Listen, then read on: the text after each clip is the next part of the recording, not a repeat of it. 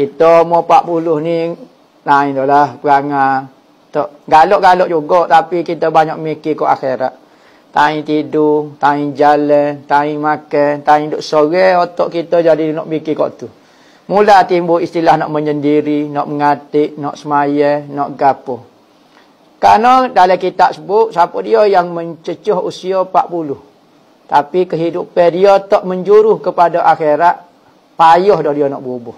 Kalau orang umur 40, tak berubah, payah dah dia nak berubah. Nak tunggu umur 50, payah dah. Kerana itu peringkat kematangan akal dia panggil. Akal ni peringkat manusia yang berkembang siapa umur 40. 40 dia tak berkembang lah, dia senyap lah. Hal tu kemuncuk akal dia. Maka kalau di kemuncuk akal, usia di kemuncuk akal dia tak cerdik lagi. Dia tak tahu lagi hak mana dunia, hak mana akhirat. Ai berat orang ni. Maka lepas dia kau turun lah. Akal kita kau turun. Akal gharizi panggil. Akal semula jadi ni dia akan turun kau tu.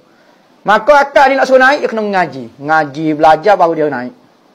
Kalau perkembangan standard biasa tak ngaji, siapa umur 40 dia akan berkembang. Kita tak ngaji pun akal kita akan berkembang. Kau bijak, kau pandai, kau gapo, siapa umur 40 dia break. Tapi kalau ngaji, 40 naik lagi, kau ngaji, kau gapo.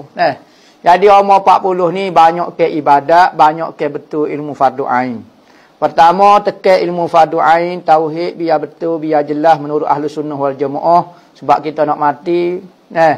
Patu pekoh amalan seperti semaya, amalan hak tu kena betul sungguh. Fardu ain kita, hak qada kena qada, hak tak kena qada, kau gapo dia, back check semula. Patu ngaji tasawuf lah. Hak paling banyak sekali kena ngaji tasawuf. Tauhid ngaji betul, pekoh ibadat kita, patu ngaji tasawuf. Betul hati kita, perangai kita, hak daripada muda kena buat lah. Sifat riak, ujuk, gapo dia, gapo tu kena buat sikit. Berlatih siapa kita mati. Banyak selawat, banyak baca Quran. Baca Quran malam-malam ko, selawat ko, banyak istighfar.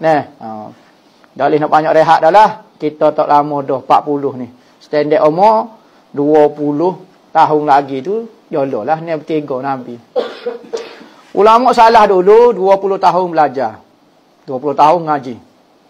20 tahun ngajar. Mula belajar 20 tahun.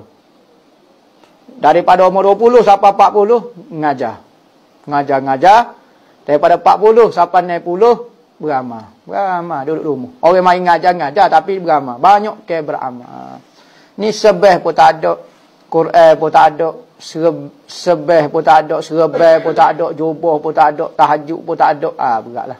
Jadi usia 40 ni panggil sweet 40. Ale-ale kita nak dewasa dah ni. Dewasa. Nabi Muhammad dapat wahyu pada usia 40. Peringkat kematangan manusia.